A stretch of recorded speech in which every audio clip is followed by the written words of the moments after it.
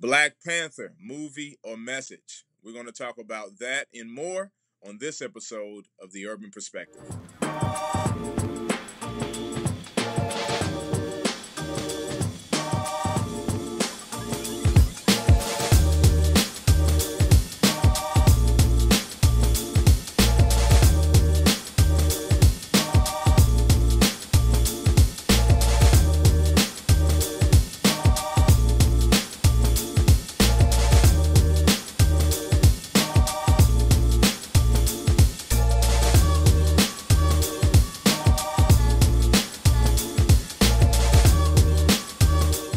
What's up, world? Pastor Jerome here. I am excited that you are joining me and my special guest here on The Urban Perspective.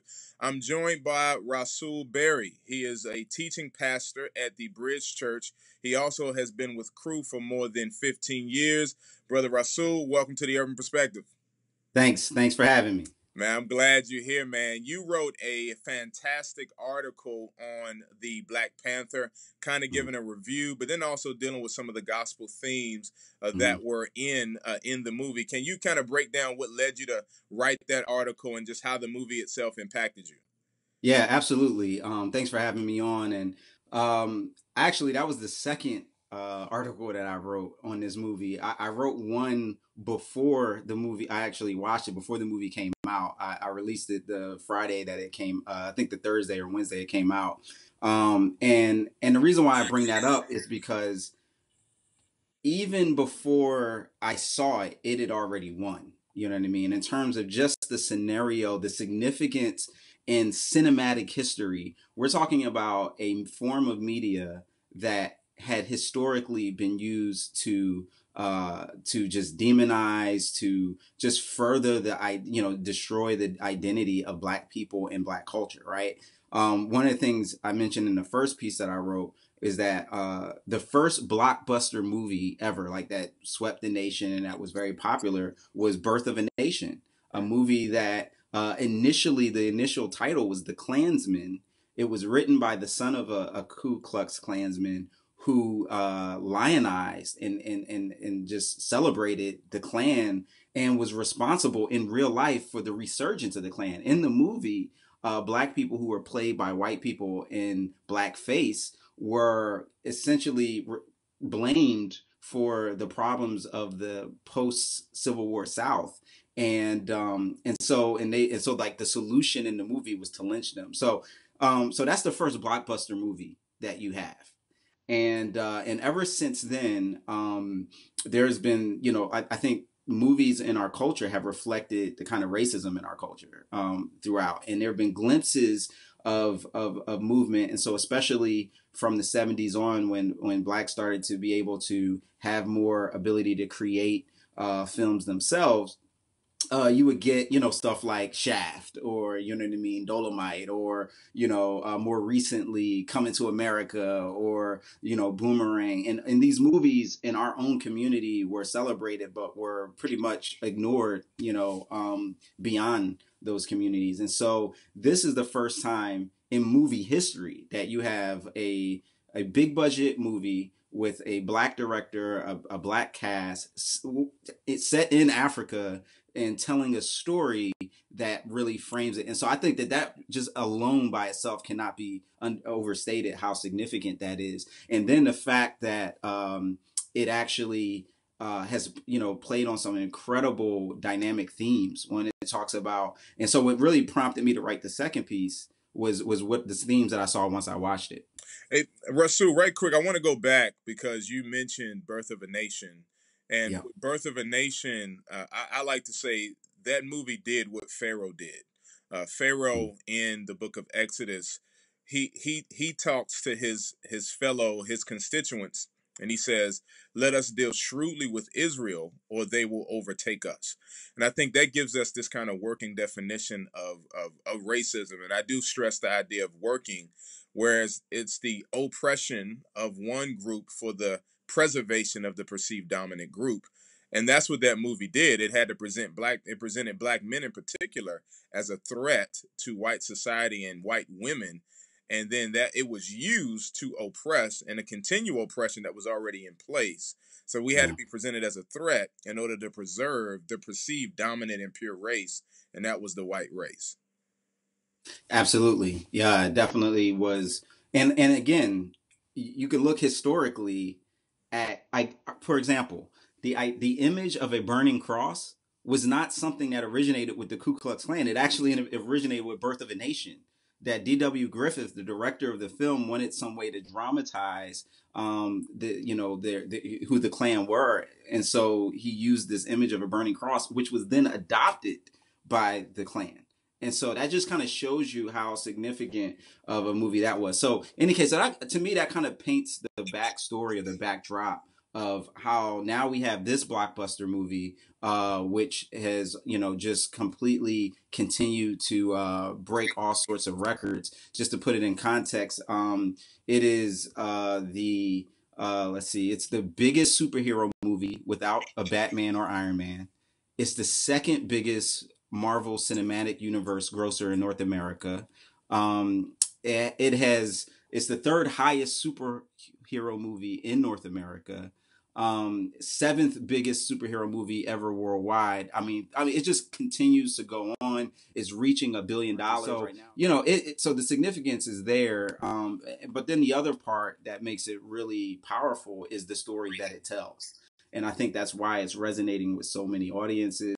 I think on a very basic level, the idea of us being made in the image of God, and that all of our hues and our complexions and our languages and our cultures have intrinsic worth as a result of Genesis 1, 26, 27. It talks about how he made us in his image, male and female. He made them, which is another key component, is the celebration of the strength of and dignity of women, as well as men, play a huge part of that. And so I think those themes were really powerful. In addition to, which to me was the most fascinating, I tell people this is the movie I didn't even know I needed. Right, like, because the way that it tells the story and has a conversation about the African diaspora and what do we do with this shared history, this shared trauma of slavery, of colonialism that have impacted us all in different ways. How do we have a conversation about that across the Americas, across Europe, and the continent itself, and move forward? How do we see each other? What is our identity? And so those were some themes to me that really hit on the gospel, especially, and then forgiveness and reconciliation. So there's a lot there. In addition to the fact that I'm a Marvel head, and so it was just a dope movie. Right. and the fact, I'm sorry, go ahead. No, I was gonna say, man, you mentioned women, and I think that's important because the Bible is often depicted as this misogynistic book. The movie itself wasn't, it wasn't a gospel movie, so to speak. Right.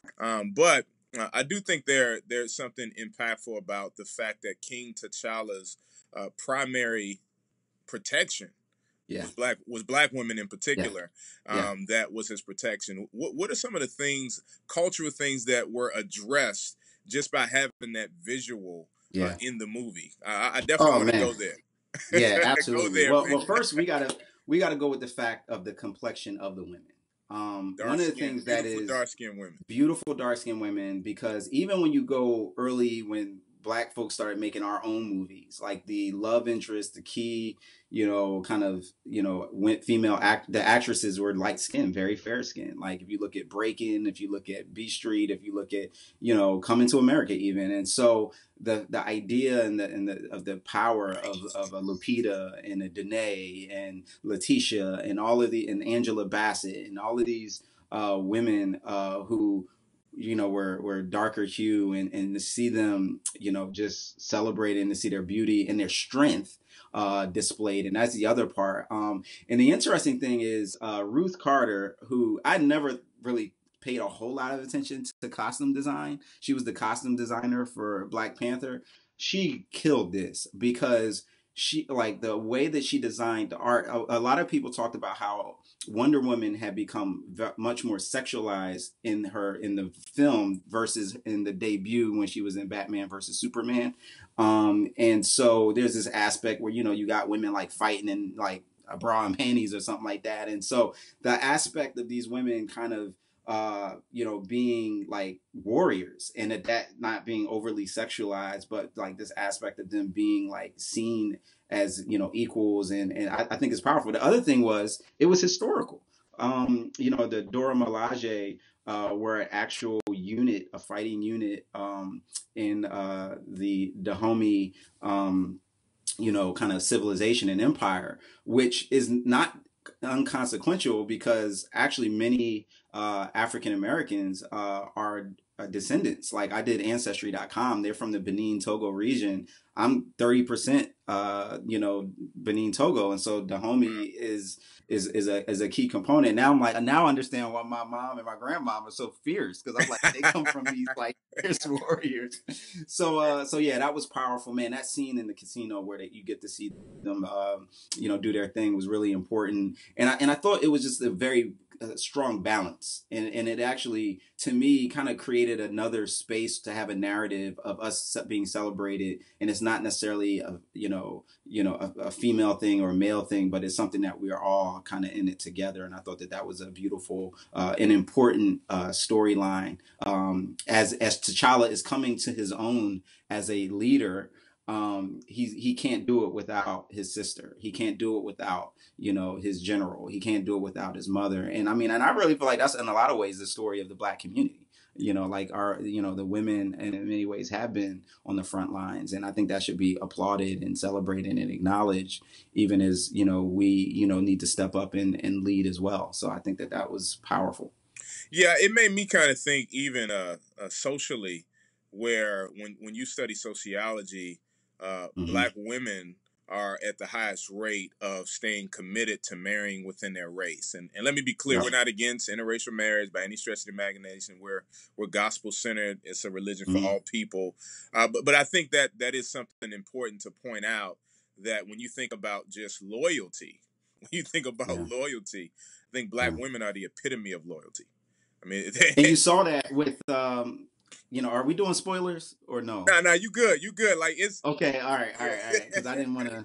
But you saw that when when Okoye decides to stay. When Killmonger takes over the throne, and you see all that was one of the most dynamic scenes, because you see these two different reactions to to like, what do we do in this crisis? And one of this like, I'm gonna stay and I'm gonna figure this out, and I'm gonna represent the kingdom. And then once she realized, okay, look, to represent the people is to now resist. And so I thought that was really dynamic. Yeah, I thought that was powerful. What would you say, just one more thing in reference to just the male to female dynamic? You talked about kind of colorism that has existed within movies and within the Black community, where we historically, in some cases, have discriminated against ourselves based on the darkness of our hue.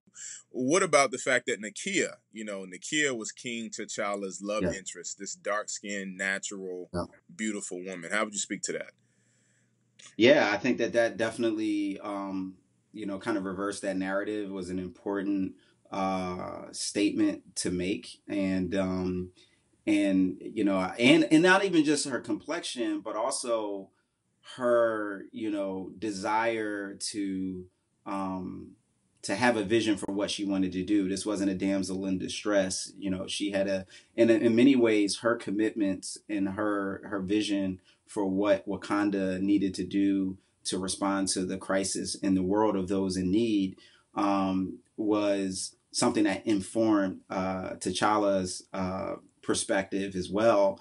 And so you see this this mutually beneficial kind of interaction, which really reminds me a lot of my marriage. You know what I mean? Like, some of the best ideas that I get credited for, things that, really, originated or, were suggested and shaped by conversations I've had with my wife. So I thought that was, really powerful, but definitely the fact that, of just the visual, and I think that's what people underestimated, the visual experience of seeing people like you, kind of highlighted as heroes and heroines. That, we didn't even know how much we were lacking that, you know what I mean? And you know, to the full in depth until you experienced, and then you see this huge, overwhelming response. The fact that we can pick, right? Are you a, you know, team Mbaku? Are you team Okoye? Are you Yeah. team Kala? Are you team, you know what I mean? Nakia, like you got options that kind of, you know, are very to your personality, and I think that that shows how important it is to see representation in yourself. Yeah, man. You mentioned teams, but what about Team Killmonger? And Oh, here's why I think we should go there, man. yeah. I think I don't think he's necessarily your traditional villain. When you think Hmm. about you see this picture of a boy whose father was taken away, literally left dead in the apartment, Hmm. and he has to find his father dead. His uncle was complicit in that, Yeah. but then he knows that they have this vibranium that can help so many other oppressed people. So how do you delineate between his message, which I think generally speaking was accurate, but his method was not? So, This is what, yeah, no, I tell you what, when he first, from the first moment in the scene through most of the movie, you know, you're like, man, he's playing this villain role really well. He's going yeah. against the, you know, our first black superhero. It's like, man, why you messing it up for the brother? You know what I mean? And by the end, I resonated with him and identified with him Yeah. more than I did T'Challa. Really? Now why? And that Why? was the Break that first. down. Break that down. Yeah. I feel like in a lot of ways, Killmonger, I put it this way, I feel like he represents hip hop to me. I feel like he represents an identity I can relate to because as an African American and especially African American male, um, I can feel that pain of a lost heritage, of a lost connection, in a sense of abandonment. And I remember when I went to college and to have like that was the first time that I really met a lot of like Africans there that were, you know, just first generation and whatnot, and to learn that they look down on Black Americans in many cases, that they saw that they disassociated and actually saw us as less than. That really hurt. Like I was like, what? Like, cause you know, I grew up on this, like, you know, we African, you know, black, like African American was not like, nah, we ain't, you know, and that wasn't everybody, but there was, I didn't even know that was a thing, you know, and so that felt a sense of woundedness. Like I majored in Africana studies. I studied abroad in Cameroon, and I was very much desiring to maintain that connection. So to see that that wasn't shared really did make me feel some type of way. And so I could understand and empathize with the anger that he had, and with the sense of loss. And I thought it was a very interesting conversation about, especially in this today's climate, in this kind of post, Ferguson kind of, you know, moment that we're in, where a lot of the rhetoric and the tone has been much more aggressive and much more, forceful about how do we engage in resistance to white supremacy and to racism. And I think that from a philosophical standpoint, um, we have kind of moved away from this idea of being part of a universal community in some ways and being part of a sense of desiring justice, but that justice also has embedded in it a component of reconciliation that we have a vision for, that we want to fight for as well. Some people, they like, forget that. And I understand. They on that Killmonger. Like, look, it's our turn, you know what I mean, to take over. And some have more of that kind of passion and ethos. And I thought that to see those two things, in other words, I feel like Killmonger was like that idea played out to its logical extent. And I think that T'Challa's character and his position and posture kind of played out a love ethic to its logical extent, a gospel ethic in a lot of ways. And that says we have dignity, we have value. We're going to assert what's right and true, but we're also going to do that. So at the end, when he is appearing before the United Nations, we're going to do that in the context of a global community. I thought that's a very important conversation that we need to have about, like, are we part of a community, and what does that look like, and how does that inform our resistance, or are we just going to be like F the world and go for ours? And I think that there's some tension with, there's but I could appreciate and it was significant to me that Killmonger's character wasn't simple. He was complex. He was complicated. And that aspect, though, I could appreciate, yet at the same time, I could see the shortcomings of it. Yeah, you mentioned kind of seeing it as hip hop. I'm thinking of it in terms of the Hoteps and Black humanists versus Yeah, the Black woke Christian movement. And right, what one of the things I see constantly from the Hoteps and Black humanists is there's a lot of criticism, right. but they're not doing anything in terms of actual Yeah, engagement. Like when if you just ask them, man, show me some. Since you're so pro black, show me some black boys you're mentoring.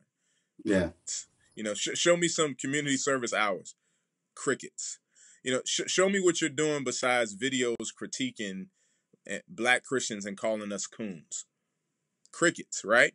But in the end, you see him, which is my favorite part when he's back in Oakland and he's like, "It's not condemned. I bought it."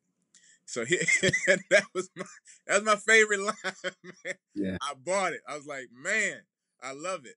But how would you speak to that dynamic where even within the black community, you can go Hoteps versus woke Christians, or you can just go bougie, Yeah, bougie black people yeah, yeah, versus so whichever way you want to go with that, man. yeah. I think you kind of saw both of those dynamics within the Yeah, movie. yeah, no, and I totally feel you. And just for clarity, when I mentioned hip hop, I meant like the tone, the anger, like the Yeah, expression yeah, yeah, of yeah, that. yeah. You know, that I'm with just in I'm that with you. piece. And that in some ways is justified. Right. But still Agreed. can be counterproductive. Right. Like I said, the um, message was good. The method. right.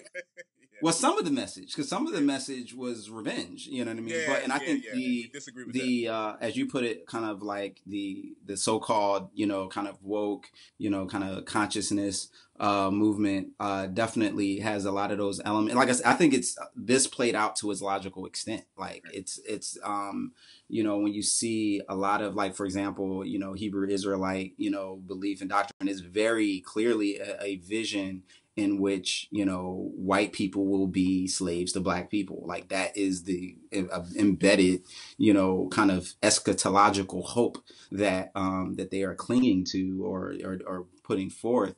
And I think that's a very different one than a gospel vision, that, and I'm not a weak, soft, kind of accommodationist view of a gospel, but because that's not what I read. That's not the gospel I believe in. The gospel I believe in, is one in which, we see truth and grace. We see, Yeah. righteousness, you know what I mean, and forgiveness, and all of those things come together to form reconciliation. Right. But it looks to me like the whole vision for the in the gospel is that we all have fallen short of a holy God who has the right to punish us and has the right to exact vengeance on us, and yet has decided in his grace to offer forgiveness. And yet, and still, if we don't respond to that, the judgment is coming, the wrath is coming. And so in the same way, when we look at the implications for justice that Jesus inaugurated in his kingdom, when he said, "The Spirit of the Lord is upon me, for he has anointed me to proclaim good news to the poor, to freedom to the captive, recovery of sight to the blind." And so there's this element where he says the kingdom of God does necessitate us wrestling with and opposing evil, but we realize, and here's the key component, that we wrestle not against flesh and Flesh and blood, blood. but Absolutely. against principalities and powers and spiritual wickedness in high places. And oftentimes we get it caught up, as in the black community, where we start to identify people as the enemy as opposed to a greater enemy that's unseen. And I think that's where that dichotomy, we see more like, how do we simultaneously be for the uplift of a people who've been downtrodden and oppressed, and yet at the same time be for the dignity and value of everybody, whether they are the darkest of hues with kinky hair or they're lighter hues with straight blonde hair. Like, or can we say that all of us are made in the image of God? And in that way, like the gospel message is one that puts all of that forward, and the need for not just justice but also reconciliation. Now that's good, man. Now, what would you say to those that, look at this? You kind of alluded to it earlier. I want you to go a little deeper in terms of the article. Like, what's the big deal, Black people? It's just a movie. That's it. It's just a movie. Why y'all wearing dashikis? Why y'all tweeting pictures with your kids? Why y'all why y'all doing all this? Like, why? How would you respond to people that would say that? Well, I mean, it's funny because when Star Wars comes out and people are dressed like Obi-Wan Kenobi or a stormtrooper, nobody says calm down, it's just a movie. When Star Trek, or you go see man, a few months ago, Lord of the Rings.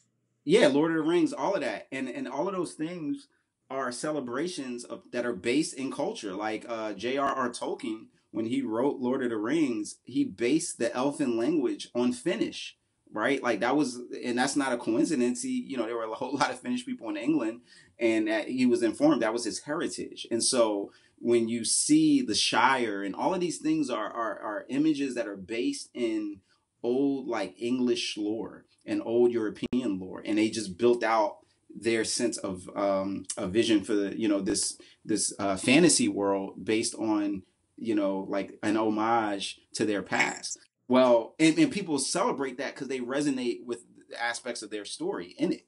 And so we get one of those finally, and then we go ham and start to, celebrate. I wore my Cameroonian gear to the theater as well, you know what I mean, in celebration of it. And then all of a sudden people are saying, yo, y'all need to calm down. And it's like, no, actually, in light of this, we get to celebrate and kind of connect with heroes and connect with this sense of art in a way that is meaningful to us. And like I have folks in our congregation that are for my barber, this is a perfect example. So I'm going, I get my beard trimmed up, and when people are like, your barber, you got locks, what is going on? So for my beard, and I go into the barber shop, and he's like, yo, my cousin is M'Baku, Winston Duke, because my barber's from Tobago. Wow. And Winston Duke is from Tobago. So he's showing me on Facebook how Winston Duke's mom is friends with, his mom. And it's like on Facebook. And it was just a sense of pride because Tobago has 64,000 people in it. So to finally have somebody on that kind of international platform that represents you is a source of pride. You know what I mean? So you got that whole aspect. And then on top of that, to name me another movie that's based in Africa that's about Africans in the present sense that is a positive thing. I mean, you got like, it's always like some type of war-torn issue or some nation. It's very difficult, to kind of find that, kind of genre and celebrate it. And so I think anytime that you have that sense of representation, I think that's the key component. It's important, but it's not even just representation. It was the dialogue. It was the context of it. We've never seen this. All right, so here's my point. Marvel, one of the things that sets it apart from DC Comics is it sets its universe inside the real world, right? Of like current of our history. So Captain America is a product of World War II, right? And he's from Brooklyn. The X-Men are a product of the nuclear age, the Cold War, and so you see that in X-Men Origins, where it's basically kind of showing the Cuban Missile Crisis. And so there's this story that's kind of telling, it's tying us into a bigger cultural moment. Well, the thing is, we never had that from an African American standpoint or African diasporic standpoint. So for the fact that they're referencing colonialism and she's saying colonizer, sure. It's like saying, like don't frighten me, colonizer. Or the fact that they're referencing, the 90s and the drug epidemic and the violence in city, Oakland, it frames the story in a way that finally it makes sense to us in our world. And that's never been done before in the sci-fi fantasy, especially not on a big scale like Marvel, which is at this point, the Marvel Cinematic Universe is the biggest franchise in history. Like if you look at the top 10 movies, you know what I mean? Like several of them are going to be Avengers, Avengers 2, now Black Panther, in movie history. And so those things make it a very important moment. And I think that's a moment that we can celebrate and realize that art matters and the stories that we tell matters. And this is a story that has been neglected for so long that now we have access to. And that's important to acknowledge, and it's important to celebrate. When you talk about the mass scale, I think this is a pertinent question. Are we, when you talk about this hasn't been done where you got a primarily African American cast, or in some cases African cast, Mm-hmm. and it's on a global scale. When we talk about global scale, are we measuring our value and effectiveness in proximity to whiteness, or are we just saying, and we go there, are we Yeah. measuring that in our proximity to whiteness? Or are we just saying, look, we just want to see a big budget behind something that Yeah. features people that look like us? Yeah, no, I mean, Right. we do have to be careful. Like, I know for me personally, when I talk about the significance of the scale, I just mean like, yeah, that it's done on such a level where, we can like say this is art at its highest level. When you have a multi-million, look, this ain't Meteor Man. And, it's like, I love Robert Townsend, but you know what I mean? But that ain't going to move the needle Oh in terms of man. like, what I'm trying to bring people to and kind of identify some of the, like like just, like I said, to see Ruth Carter pull together the strands of this, and again, it's a diaspora conversation. I mean, Yeah. Lupita, is Kenyan Mexican. You know what I mean? Danae Guerrera is Zimbabwean American, but she was raised in Zimbabwe. You just see all these Daniel, Kaluuya is, from Uganda, and he's a Ugandan Brit. Like, so you have all of these people representing these different places around the diaspora, and that is on a scale that we've never seen before. But then to actually have a budget, the fact that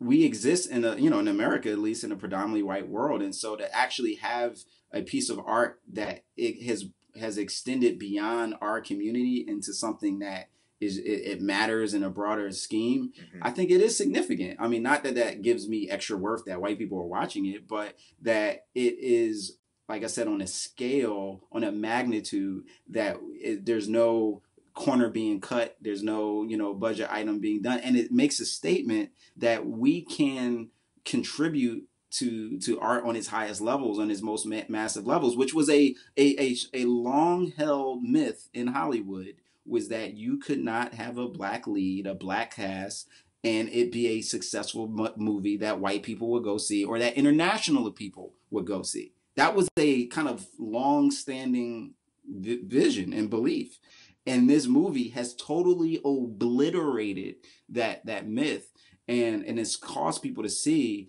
that the importance and the value that people have in telling these stories. And the thing about it's also been it's the most diverse set of movies. Like when they looked at the first two weekends, it was like 35% white, 33% black, like 8% Hispanic. I mean, it was a diverse realm of people who were coming to see this, movie in a way that have never seen that type of diversity in other movies beyond just black people.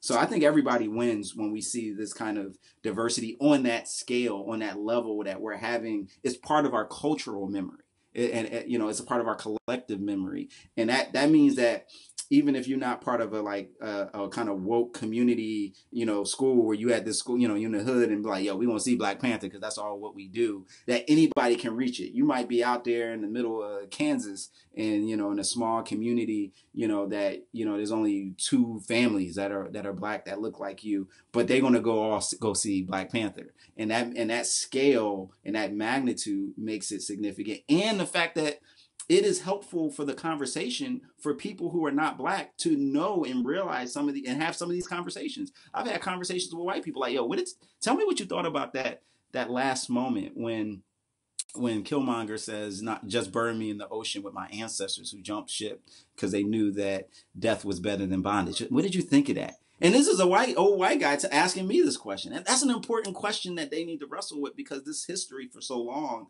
has just been conversations we're having. So to actually have it be something that people beyond us are having, I think everybody wins on that. That's good, man. Oh, we'll end here, man. I just want you to address it. This was kind of more implied when you saw the different nations represented. Uh, Mm-hmm. when it was challenge day, as Mbaku would say it, right? Mbaku was my man. Yeah, yeah. But you saw these different tribes, and Mm-hmm. with that comes different aspects of spirituality.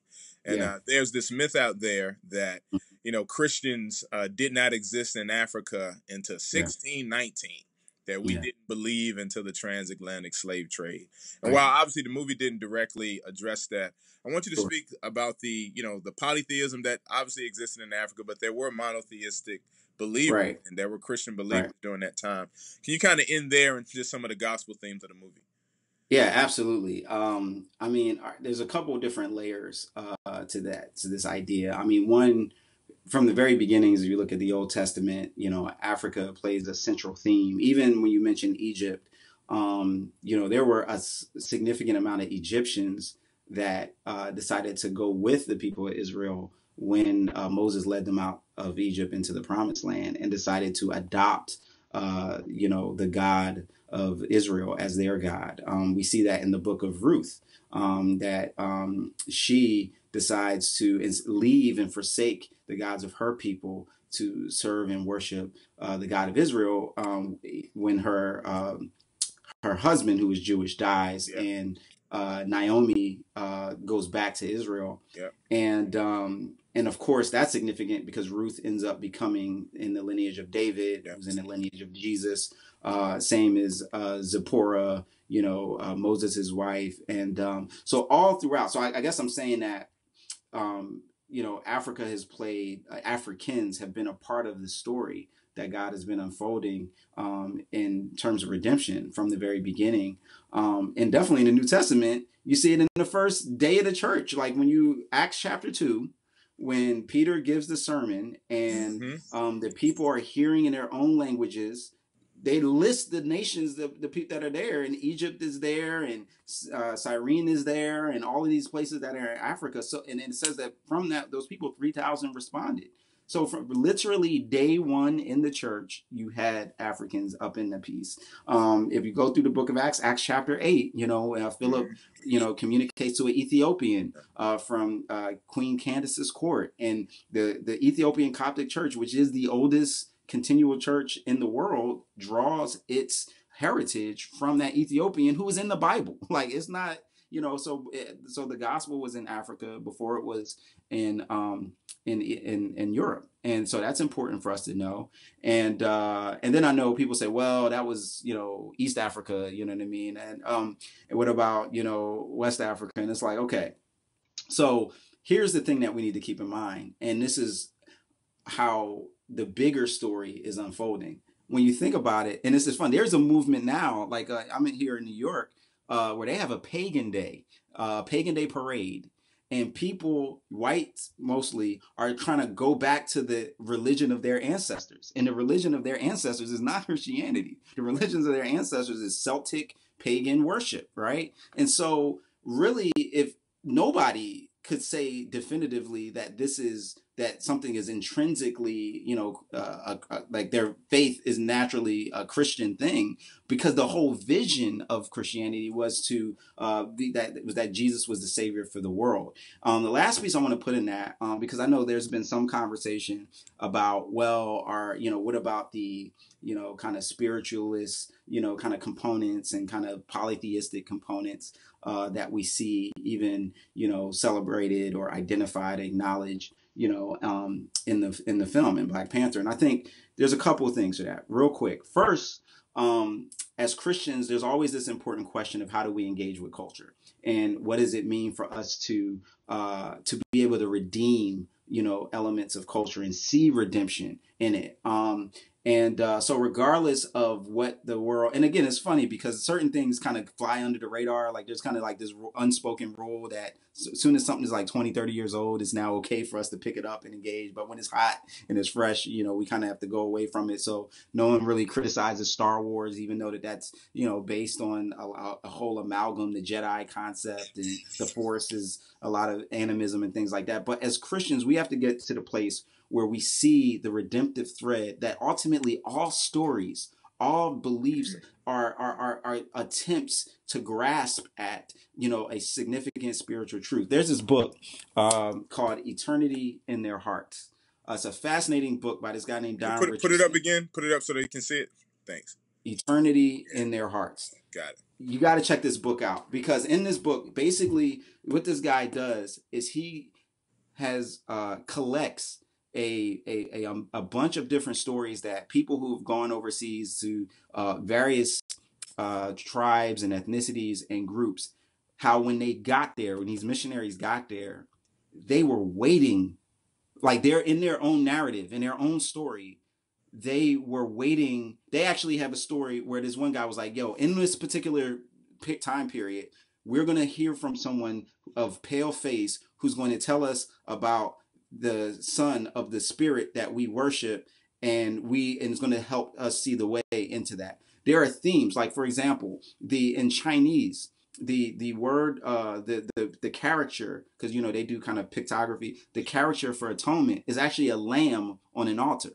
Like that's actually the picture, the word. And so oftentimes when people got wind of the gospel, it was a way of filling in the gaps and putting in pieces that were speaking to an eternal truth and a triumphant truth that actually helped make their culture make more sense, that it was filling in gaps. And this book really kind of talks about that and details that, and I mean that this has happened all over the world. And so the vision of Jesus is that he is the savior of the world, that every knee will bow and every tongue will confess, every culture will bow and confess, and that no culture is exempt from having to be adjusted into his image. But in the meantime, our response and reaction as believers isn't to curse at the darkness and just say, oh, they don't know who Jesus is. They're not acknowledging him in this art, but it's to help people to come along to see how the themes that they are appealing to, themes of forgiveness, themes of redemption, themes of revenge that we see in Black Panther, that all of these themes are reconciled and fully realized in the cross, at the cross, in Jesus. And that's a story that is worth telling, and for us to be cultural students and stewards of that message, so that we can weave that tapestry throughout every culture in the world, because that's what Jesus is doing and that's what his agenda is. And I'm just trying to get on that. And I think Black Panther does a very good job of setting the table really well for us to be able to see those redemptive themes in it and just enjoy some really great art that I think in a lot of ways esteems the dignity and value of us, and that's something that we can celebrate. Man, thank you so much, Rasool. If you know a little bit about him, his name means messenger in Arabic, correct? Yep, Yeah. that's right. So he's definitely a messenger. I want to suggest that you follow him. How can people follow you on social media, and then where can they find many of your writings online? Just tell us what they can do. Yeah, absolutely. So just at Rasool Berry on Twitter, Facebook, IG, Rasool B. Rasool is how you spell my name. So I also write a blog, so you can find my 2 Black Panther blogs on my website, rasoolberry.com. Also, I did another podcast with City Image, and we went in because we kind of went more the fanboy route, where we kind of talked about the Marvel Cinematic Universe and kind of the significance of this movie, because this movie is the last Marvel movie before Infinity Wars, which is another huge. I mean, that's going to be. That's gonna blow that's gonna all do the $2 billion out. Yeah. It's gonna be crazy. It's gonna be crazy. But in any case, so those are ways that people can follow me and read kind of stuff that I'm doing. I have a sermon, White Man's Religion, that talks about the African origins of Christianity on Bridge Church's website, bridgechurchnyc.com. And you can see other messages that I've done on there too. So check me out. reach out. I'd definitely love to continue the conversation. Yeah, make sure you reach out to this brother. He is a gift to the body and a gift to the community. Well, you've been tuned into the Urban Perspective. I love you. God bless you. Peace. Peace out.